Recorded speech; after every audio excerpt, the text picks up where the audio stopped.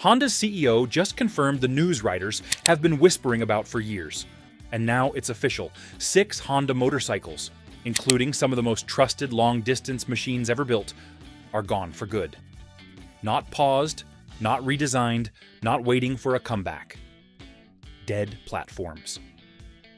We pulled the production cutoffs, the EPA filings, and the dealer notices, and everything lined up exactly with today's announcement.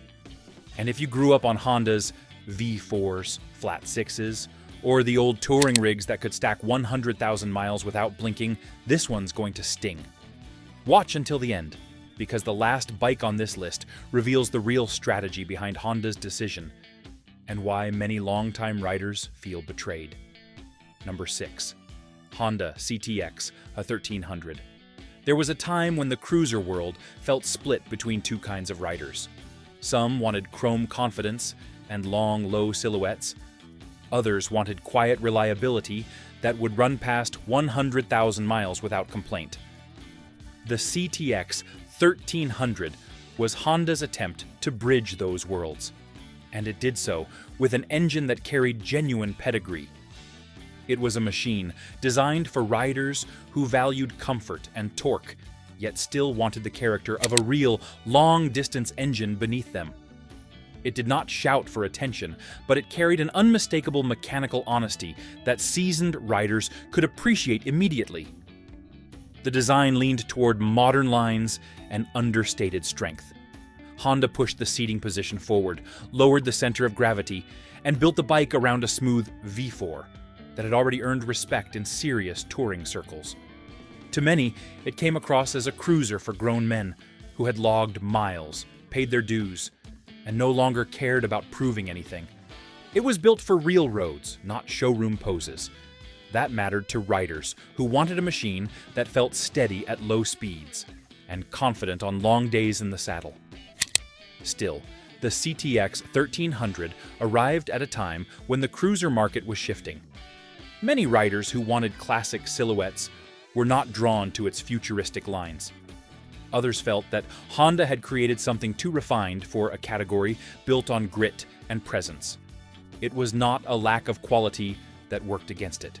Instead, it was a disconnect between what Honda believed the market wanted and what riders actually asked for.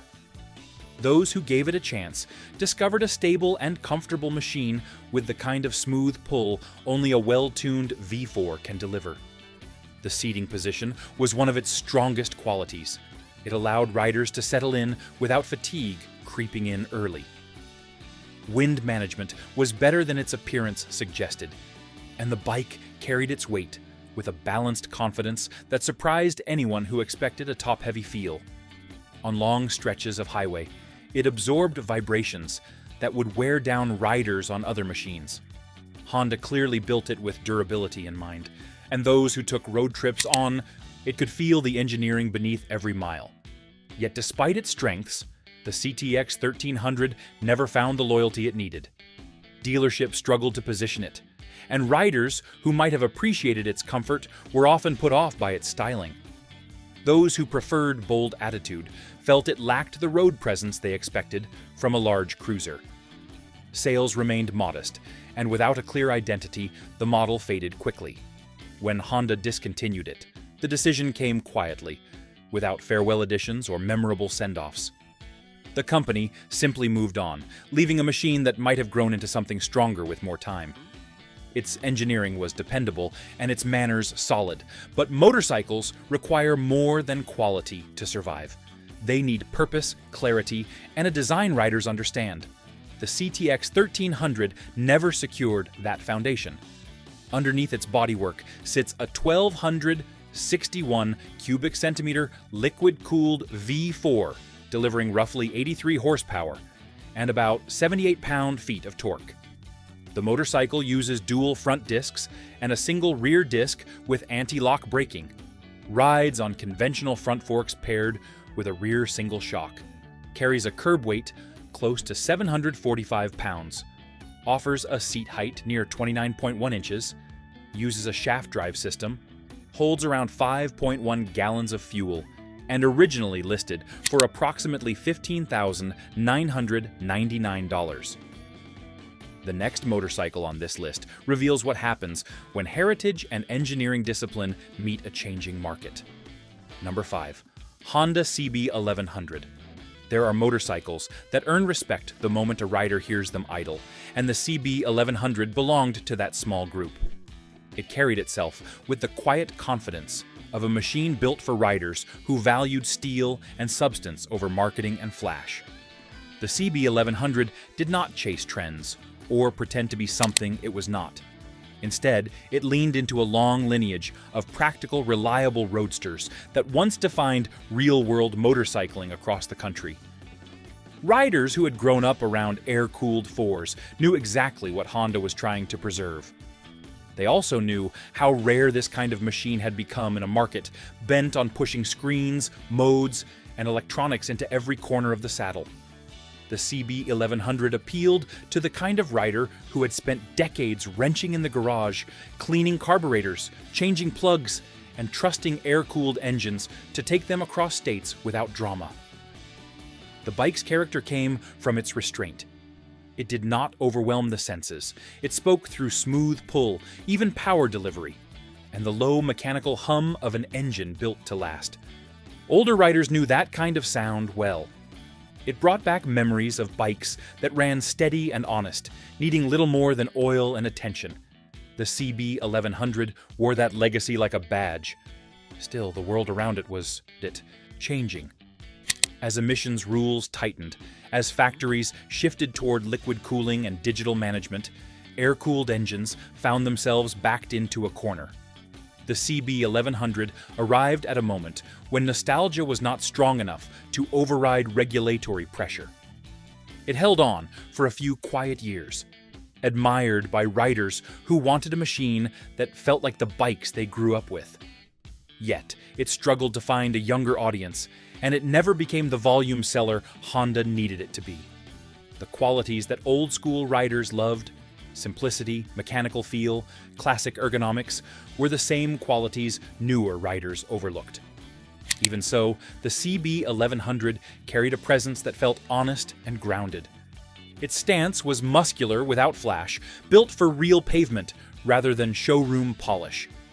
Riders trusted its stability, appreciated its comfortable seat, and valued how predictable it felt at any speed. On back roads, it rewarded smooth inputs.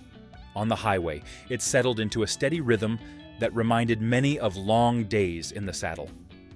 It represented a time when motorcycles were meant to be ridden often, not displayed. When Honda ended production, it signaled more than the loss of a model. It marked the fading of the air-cooled four that had anchored everyday riding for decades. These engines had long served riders who needed a machine that always started and always finished the trip. With its disappearance, one of Honda's last true roadster connections quietly vanished, leaving a gap nothing has replaced. Powering this classic machine is an air-cooled 1140 cubic centimeter inline-4, producing about 88 horsepower and roughly 67 pound-feet of torque. It runs dual front disc brakes and a single rear disc with anti-lock braking, uses conventional front forks with dual rear shocks, carries a wet weight of around 540 pounds, provides a seat height of roughly 30.7 inches, uses a chain drive setup, stores approximately 4.4 gallons of fuel, and originally retailed for about $9,999. The next motorcycle on this list shows what happens when a trusted touring platform meets rising expectations and rising pressure. If you appreciate straight talk about the machines that shaped real riding, take a moment to like the video and subscribe for more breakdowns.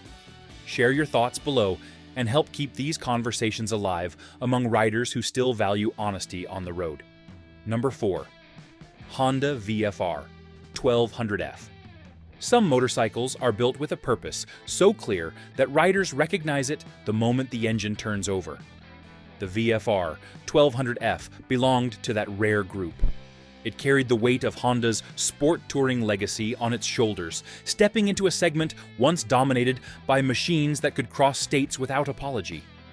Riders who valued long-distance stability and mechanical refinement found the VFR 1200F to be a trustworthy partner, a bike built for men who understood that real touring requires both comfort and endurance. It was not designed for showrooms or weekend posing. It was designed for miles, weather, and the quiet rhythm of the road.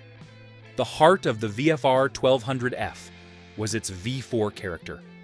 Riders familiar with Honda's long history of V4 engines knew exactly why this configuration mattered. It balanced low-end strength with smooth top-end pull, offering a power band that felt calm when cruising and confident when passing. Many riders appreciated the way the engine carried its strength without drama. It delivered a steady surge, the kind you could trust during long days on open highways or when carving through sweeping rural roads.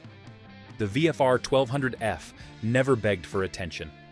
It earned respect through reliability and consistent performance. Its ergonomics were shaped for real-world comfort. Honda gave the bike a riding position that leaned forward just enough for control, but still allowed the rider to stay comfortable hour after hour. Riders who spent time on the VFR 1200F often commented on how it made difficult roads feel manageable and long routes feel less punishing. Wind management was strong, bodywork was well designed, and the bike held its line with precision even when loaded with luggage. These qualities made it popular with riders who wanted a machine that behaved the same on day 1000 as it did on day 1. Yet the market around it began to shift. Touring riders who once valued mechanical purity and predictable performance were being pushed toward newer platforms loaded with electronics, screens, modes, and software. The VFR 1200F came from a school of engineering that prioritized durability over digital complexity. This made it appealing to seasoned riders, but increasingly difficult for manufacturers to justify in a market ruled by technological checklists. The industry's focus changed, and machines like the VFR 1200F were caught in the middle. Honda faced rising costs, tougher emissions standards, and mounting pressure to modernize its touring lineup. The VFR 1200F, with its strong V4 and heavier chassis, no longer fit the new direction. It was not a lightweight adventure machine or a feature-loaded tourer. It was a purpose-built sport tourer for riders who valued endurance and mechanical character. When it disappeared, long-distance riders felt the loss immediately. Its departure marked the end of a philosophy built on strength and stability rather than rapid updates. The VFR 1200F reminded riders that dependable platforms once lasted decades, and its absence shows how much the segment has shifted. At its core sits a 1,237 cubic centimeter liquid-cooled V4, generating nearly 170 horsepower and close to 95 pound-feet of torque. The motorcycle features dual front discs and a single rear disc with anti-lock braking, rides on inverted front forks with a rear single-shock suspension, carries a curb weight of about 590 pounds, offers a seat height near 32.1 inches, uses a shaft drive system, holds roughly 4.9 gallons of fuel, and debuted with a starting price of around $15,999. The next motorcycle on this list reveals how a dependable adventure touring platform can disappear when priorities shift within an evolving industry. Number 3. Honda VFR 1200X Crosstourer. Long-distance riders know a dependable machine the moment they take the first few miles. The Crosstourer built that trust through steady torque, planted handling, and a touring posture that felt natural even during 12-hour days on the road. It was not a loud machine or a flashy statement. It was a motorcycle built for riders who valued endurance over trends and mechanical confidence over electronic layers. The Crosstourer carried the same V4 heartbeat that had proven itself in decades of real-world conditions, giving it a level of character many modern adventure motorcycles struggle to imitate. The Crosstourer appealed to riders who wanted a motorcycle capable of handling mixed terrain without pretending to be a dirt bike. It was a road-focused machine with adventure ergonomics, a tall view of the horizon, and a frame designed to stay composed under load. With panniers mounted and the tank topped off, the Crosstourer felt ready for stateside travel or quiet rural miles.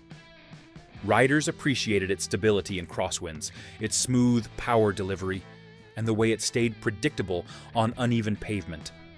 It had a sturdiness that came across immediately, the kind of solidity seasoned riders trust. Its shaft drive set it apart.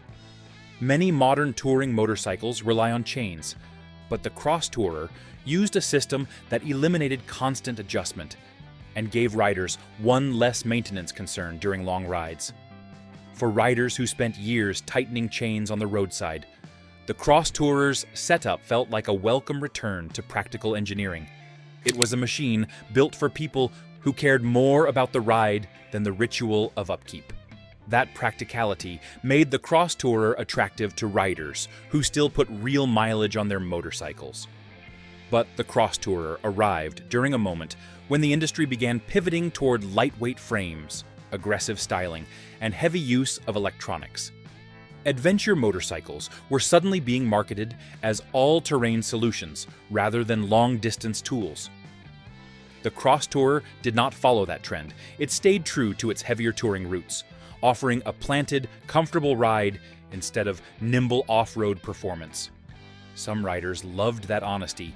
Others looked elsewhere as marketing pushed them towards smaller engines and taller suspensions. Its weight worked against it in showrooms. Many riders grew accustomed to lighter adventure motorcycles that were easier to handle during parking lot maneuvers. The Crosstourer demanded strength and patience, especially at low speeds.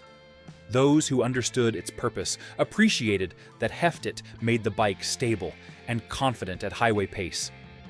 But newer riders often overlooked what the weight provided. As the market shifted toward quick-selling adventure motorcycles with aggressive styling, the Crosstourer struggled to maintain its footing. Honda eventually phased it out quietly, without announcements or tributes. The model simply disappeared from new lineups as regulations and corporate priorities shifted. Riders who valued the V4 layout felt the loss immediately, because the Crosstourer had been one of the last large touring machines with true mechanical character. Its absence shows how quickly the market moves away from the needs of long-distance riders. Machines built for durability, comfort, and real-world travel are becoming rare as companies chase younger buyers and digital features. Yet the Crosstourer remains remembered for its calm strength, smooth torque, and dependable touring spirit.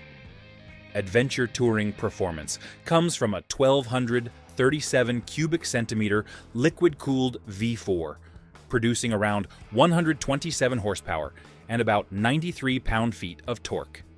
Braking is handled by dual front discs and a single rear disc with anti-lock braking, while suspension consists of inverted front forks and a rear single shock. The motorcycle carries a curb weight near 611 pounds for the manual version, offers a seat height of roughly 33.5 inches, runs a shaft drive system, holds around 5.7 gallons of fuel, and originally sold for approximately $15,899. The next motorcycle on this list shows what happens when a long-trusted touring platform reaches the end of a legendary road. If you want more clear, rider-focused analysis without corporate noise, make sure you subscribe before moving on. Every new video dives deeper into the truth behind today's motorcycle decisions, built for riders who still care about power, history, and long-distance reliability. Number 2, Honda ST1300. Among long-distance touring motorcycles, a few carry reputations so strong that riders continue to speak of them years after production ends. The ST1300 belonged to that group. It was a machine built for riders who valued consistency, stability, and the kind of reliability that turns a cross-country ride into a routine rather than a gamble. The ST1300 earned its respect the hard way. It did not rely on dramatic styling or heavy marketing. It simply delivered mile after mile without asking much in return, which is exactly why so many riders came to trust it. The strength of the �ＳT-1300 rested in its design philosophy. It was built during an era when engineers focused on durability instead of fancy features. Every part of the bike felt overbuilt and prepared for the long haul. The seating position was natural and balanced, keeping the rider comfortable through the kind of long days that create real memories. The fairing provided wind protection without feeling bulky, and the bodywork held up well under harsh conditions. It was a touring motorcycle meant to work hard, stay steady, and bring its rider home no matter the weather. Riders appreciated the stable ride at highway speeds. The �ＳT-1300 tracked true, held its line, and offered a level of confidence that lighter touring motorcycles sometimes struggle to match. It had a calm, planted character, the kind of presence that made riders feel more connected to the road. Long-distance riders often spoke about how the �ＳT-1300 encouraged them to keep going, even when fatigue began to creep in. That level of trust is rare, and it is one of the reasons the bike built such a loyal following. One of the �ＳT-1300's strongest qualities was its ability to maintain a performance across years of ownership. Many riders pushed their odometers well past the usual boundaries, putting the motorcycle through rain, heat, back roads, and interstate travel without seeing the engine struggle.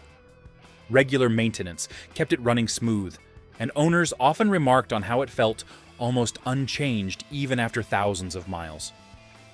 That consistency made the �ＳT-1300 a favorite among riders who valued practicality and longevity above all else. Even dependable machines can fall out of step with changing trends. As the industry pushed toward electronics, modes, and digital customization, the �ＳT-1300 stayed rooted in mechanical honesty. It lacked adjustable screens and complex riding systems, relying instead on proven engineering. For riders who valued simplicity, this was a strength, but newer buyers often preferred feature-heavy touring motorcycles. Regulatory pressure added further strain as the touring market shifted toward higher efficiency engines and updated emission standards. The �ＳT-1300's older power plant no longer fit the evolving requirements, leading Honda to retire it without a true successor. Its departure disappointed riders who trusted it for serious mileage. Yet, its influence remains strong among long-distance enthusiasts who respect motorcycles built for endurance, stability, and purpose rather than trends. Touring capability comes from a 1,261 cubic centimeter liquid-cooled V4, delivering roughly 117 horsepower and about 86 pound-feet of torque. The ST uses dual front disc brakes and a single rear disc with anti-lock braking, rides on a conventional front fork with a rear single shock, carries a wet weight close to 730 pounds, includes an adjustable seat height ranging from roughly 31.1 to 31.9 inches, uses a shaft drive system, holds approximately 7.7 gallons of fuel, and originally carried a price near $15,499. The next motorcycle on this list closes out this countdown by showing how a bold approach to power and presence can leave a lasting mark even after production stops. Number 1. Honda Gold Wing F6C. Some motorcycles arrive with quiet confidence, yet carry a presence so strong that riders remember them long after production ends. The Valkyrie belonged to that rare category. It was not a motorcycle built to blend into the lineup or offer small improvements over what came before. It was created to show what could be done when a company committed to building a muscle cruiser with a true touring heart. The Valkyrie took the flat six strength from the long-distance world and placed it into a stripped-down frame that carried the attitude of a heavyweight cruiser. Riders who experienced it understood immediately that this machine was different. The Valkyrie appealed to the kind of rider who valued solid engineering and pure mechanical feel. There was nothing uncertain or unfinished about the way it performed. Every pull from the throttle delivered smooth, confident torque.